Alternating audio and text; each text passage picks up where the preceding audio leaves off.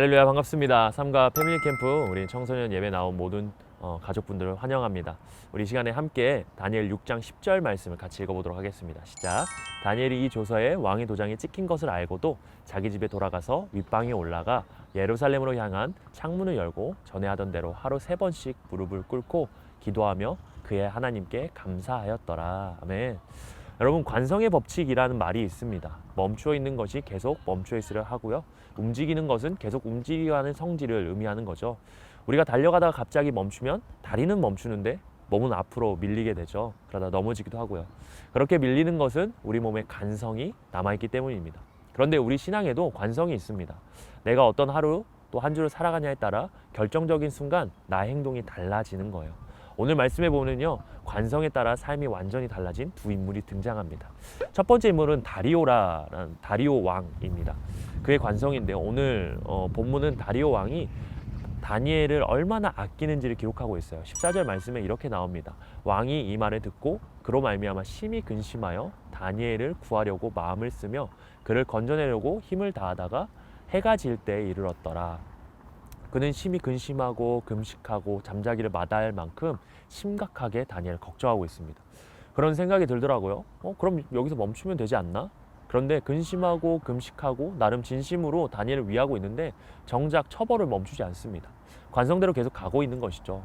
물론 법률적인 압박이 있었고 자기가 찍은 도장이 있고 자기 선조들 대대로 지켜왔던 법령이기 때문에 그 일을 거스를 수 없었을 수 있습니다. 또한 정치적인 압박도 있었을 거예요. 다니엘을 제외한 총리와 고관들은 다 그를 제거하려 했기 때문에 그들의 마음을 얻는 일 또한 너무 중요했습니다. 또한 일이 그렇게 되리라는 것을 예측하지 못한 자신의 잘못도 있었기 때문에 그 일에 책임을 져야만 했습니다.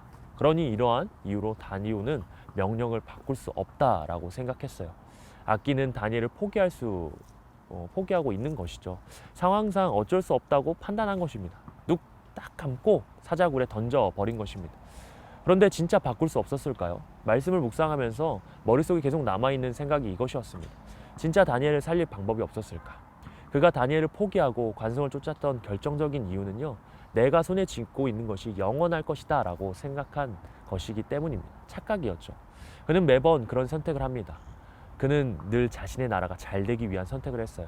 그래서 다니엘을 등용하고 그를 최고의 총리 자리까지 올리려고 했습니다. 그런데 이제는 좀 상황이 달라진 것입니다. 법령을 바꾸고 다니엘을 선택하면 나라가 위기가 찾아올 것처럼 느낀 겁니다. 사랑하는 가족 여러분, 다니엘의 나라는 영원한 나라입니까? 아니죠. 망하면 그 법령도 사라지겠죠. 영원한 나라는요, 말씀에 나온 것처럼 하나님의 나라를 제어하고는 없습니다. 그런데도 그 역사 속에 속해 있으니 이게 더 중요하고 이게 영원할 것처럼 보여지는 것이죠. 근데 이건 우리 삶에도 마찬가지입니다. 영원하지 않을 것을 영원한 것처럼 여기고 쫓아가는 관성이 우리 안에 있다는 거예요. 참 어리석은 것입니다. 우리의 지위가 영원하지 않고 명예가 영원하지 않습니다. 물질이 영원하지 않아요. 건강이 영원하지 않습니다. 영원한 것은 오직 하나님 나라, 하나님뿐이십니다. 모든 성도가 내 안에 다리오의 관성이 있다면 끊어내고 영원한 하나님 나라를 갈망하기를 주님의 이름으로 축복합니다. 두 번째 살펴볼 인물의 관성은요, 다니엘의 관성이에요. 다니엘은요, 왕의 도장이 찍힌 것을 알고도 자기 집에 돌아가서 올라가 예루살렘을 향한 창문을 열고 전에 하던 대로 하루 3번씩 무릎을 꿇고 하나님께 감사하며 기도했습니다. 말씀에 두 군데가 눈에 띄는 것 같아요. 알고도 전에 하던 대로입니다. 다니엘은요, 계속 기도했어요. 알았지만 멈추지 않았습니다. 기도의 관성이 있기 때문이었어요. 기도할 수 없는 상황에서도, 목숨을 걸어야 하는 상황에서도 그는 기도의 자리에 나아갔습니다. 그가 이렇게 목숨 걸고 기도할 수 있었던 이유가 무엇일까요? 그 이유는 그에게 하나님이 주신 비전과 꿈이 있었기 때문입니다. 그는 이미 느부갓네살의 꿈을 통해서 영원한 하나님 나라를 보았습니다. 벨사살에게 쓰여준 그 벽의 글씨를 통해서 하나님께서 이 땅을 어떻게 통치하시는지 보았습니다. 그러니 그가 기대한 나라는요, 바벨론, 메데, 바사가 아니었어요. 느부갓네살이나 다리오를 의지할 것이 아니었다는 것이죠. 하나님의 나라를 기도했습니다. 하나님 나라를 열망했던 것이죠. 그러니 왕의 명령과 생명의 위협이 그렇게 중요하지 않았습니다. 아무리 기대등등하여도 곧 하나님의 나라가 임할 것이기 때문입니다. 육신으로는 메대의 총리로 살고 있었지만 영적으로는 하나님 나라의 백성으로 살았던 것입니다. 그러니 흔들리지 않고 하나님 나라를 바라보고 그분께 충성할 수 있었던 것입니다. 사랑하는 여러분, 우리도 이런 다니엘의 관성이 있기를 바랍니다.